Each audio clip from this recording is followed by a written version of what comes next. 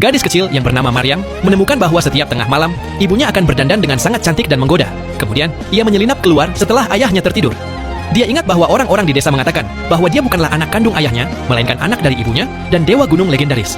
Ibunya pergi keluar setiap malam hanya untuk menemui dewa gunung.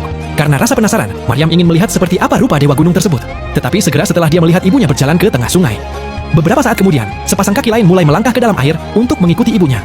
Tepat ketika dia mencoba melihat dewa gunung dengan jelas, ayahnya yang terbangun bergegas menghampirinya dan langsung menyeretnya kembali ke rumah. Ia memarahinya karena begadang di tengah malam dan bahkan mencoba memukulnya.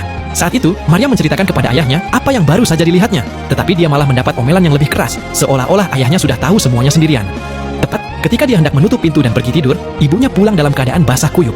Kemudian, dia secara diam-diam mendekati pintu kamar ibunya dan terkejut ketika melihat memar di seluruh punggung ibunya.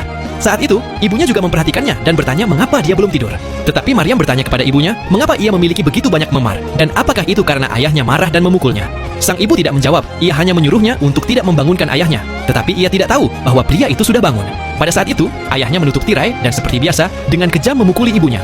Pada hari-hari berikutnya, ibunya masih keluar setiap malam hanya untuk bertemu dengan dewa gunung. Seperti sebelumnya, sampai Maryam tumbuh dewasa. Saat itu, penduduk desa mengatakan bahwa keluarga mereka akan mengalami masa-masa indah karena ibunya akan menikah dengan dewa gunung.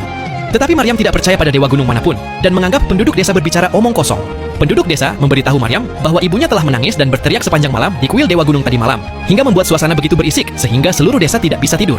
Mereka mengatakan bahwa jika Maryam tidak mempercayai mereka, ia dapat pulang untuk memeriksa apakah ibunya pincang. Mendengar itu, Maryam dengan marah mendorong sepedanya, dan begitu sampai di rumah, ia melihat ibunya keluar dengan pincang, yang membuatnya curiga bahwa apa yang dikatakan penduduk desa mungkin benar.